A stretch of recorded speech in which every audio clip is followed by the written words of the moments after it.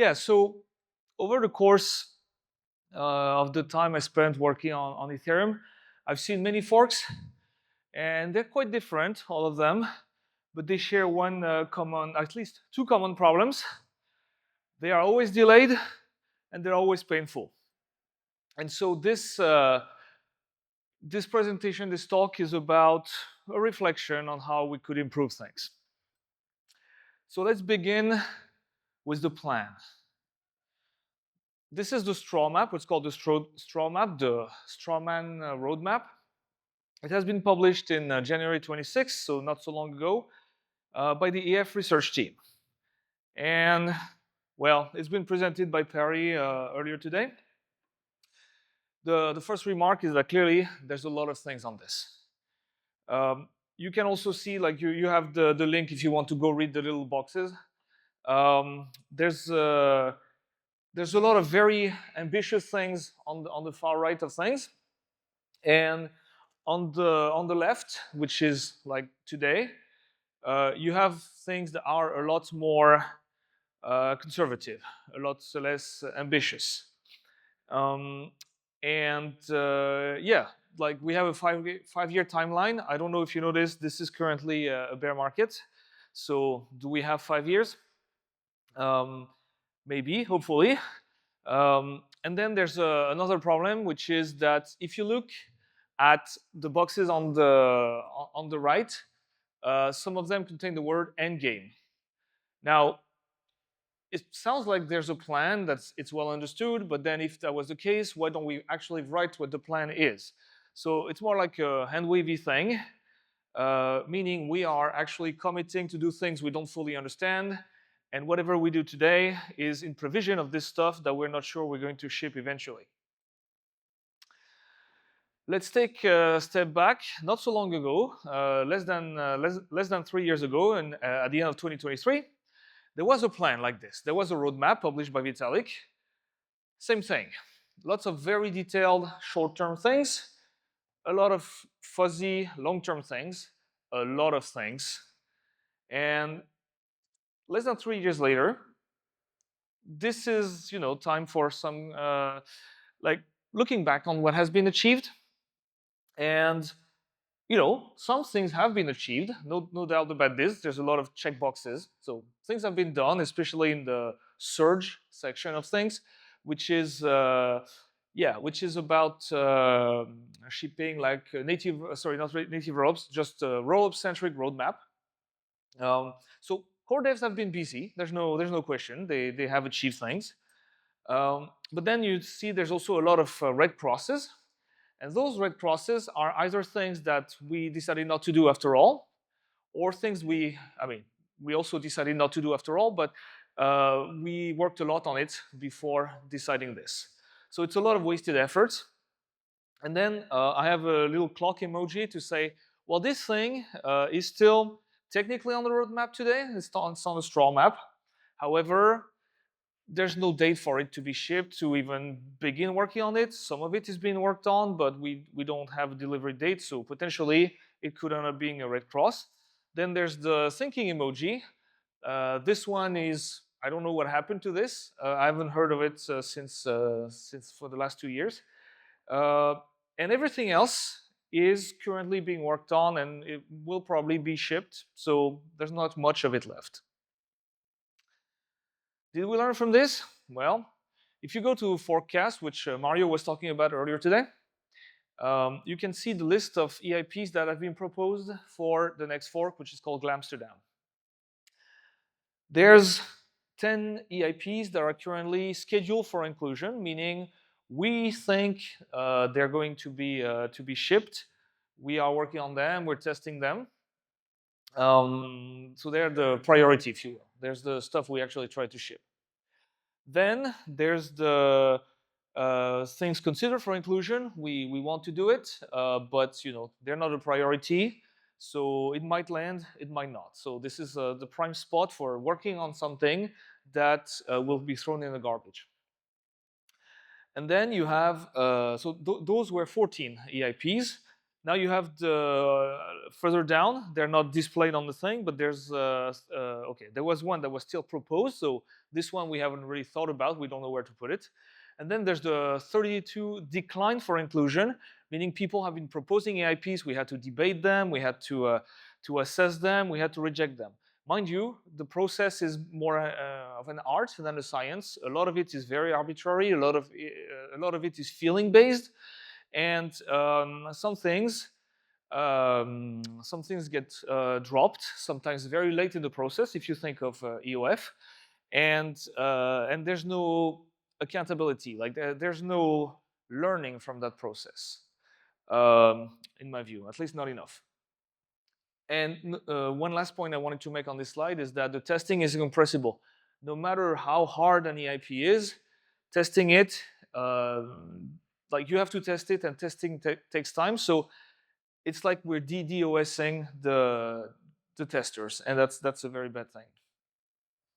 So somewhat provocatively, I suggest doing less simply. What I called the minimum viable straw map. Actually, the name comes from Perry, so good one. And the idea is like the mindset is, let's be pessimistic about this. What if the whole community has only 3 years to ship something? What can we ship in the next 3 years that will leave the chain better off, and keep going for the next 100 years when all the funds for tweaking it have disappeared? And the effect of this is that there's a lot less boxes. It's a lot less full. It's also focusing on what's concrete. It's removing a lot of boxes, both in the future, especially in the future, but also in what's coming, like in the next fork and the fork after. This is just my opinion. I thought about it for like maybe half a day. I am not a client like a CL developer. I am not a specialist of blobs. I am happy to discuss it, but yeah, that's what I think we should do, at least. Now, I would say that's the global thing. There's something you can do at a smaller scale, and that would be to do an approach that we're trying with an EIP that was proposed by someone from my team, Han. It's EIP 8188. It tries to tackle a big problem we've been trying to solve in Ethereum for like over 10 years now. It's called state expiry. The idea is that if you keep holding the state forever, your database is going to get fuller and fuller, and it's going to get slower and slower, and your performance is going to degrade. So you have to somehow delete the data that no one needs. Now, there's been proposals holistic proposals that try to tackle the whole problem in one go. But this EIP has, let's say, more modest approach. What we're going to do is every time a location in the state is being written, we're going to take a note at which block it was written. So that means that every time you look at a location in the state, you know how old it is. And then the clients can do whatever they want with that information. The users can do whatever they want with this information. We're not prescribing what needs to be done. We are going to describe what's going on.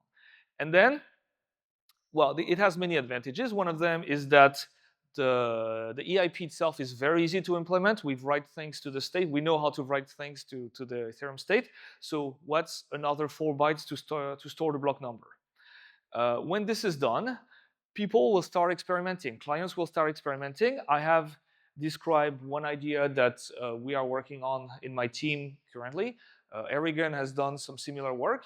The idea is, instead of having 100% of the state in the database, thanks to this EIP, I know what is recent, what is old.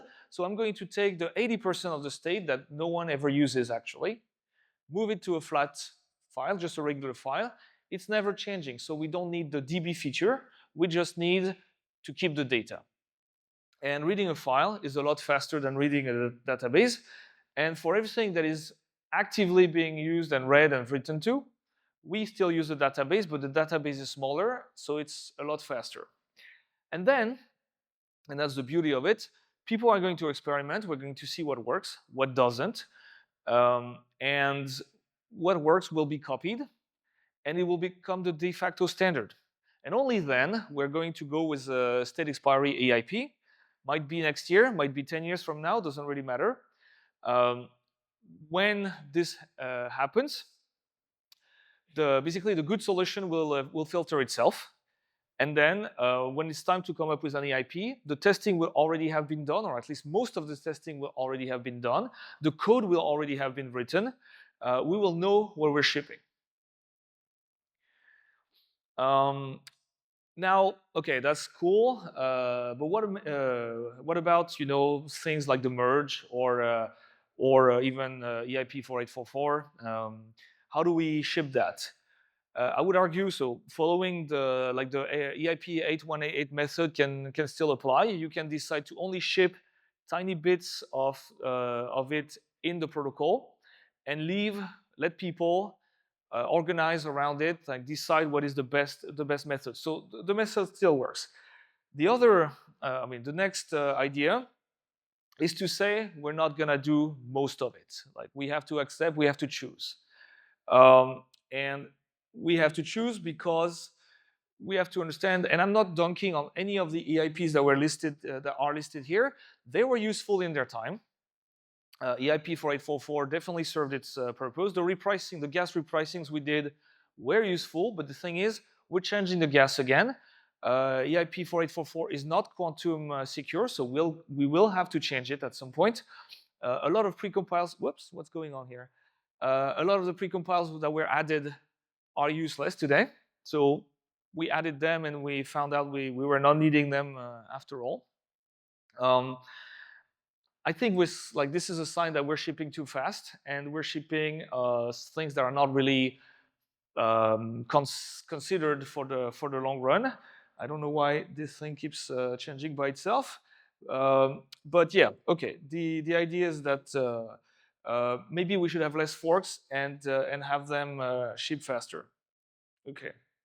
So the other thing, I have this nice picture of Linus Torvalds. He keeps saying, "My job is to say no."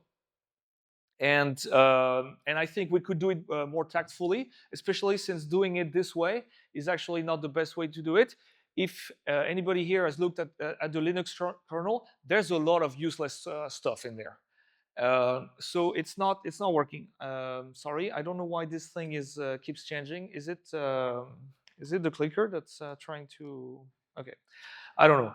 So I think it's a good way of seeing things. The methodology is not the best, but yeah, it's still. I think shipping less is ultimately a good idea. Doesn't mean you should not ship on Ethereum. It's just you should not ship in the protocol. Like you shouldn't ship everything in the kernel. Yeah. Then this is maybe the most how do you call that? No, geez. This is not the most. Yeah. Okay. Let's not qualify it. I'm just saying. Sometimes we have. Yeah. I don't know why it's happening like this. Sometimes we have some people who have a great idea and they say we could use it in the protocol to achieve this moonshot, but there's actually no user requirement for it. And so it's a big chunk of work, and we realize no one was asking for this. So, things people want, it's increasing the throughput of transactions. That's useful. Enhancing privacy, that's something people want.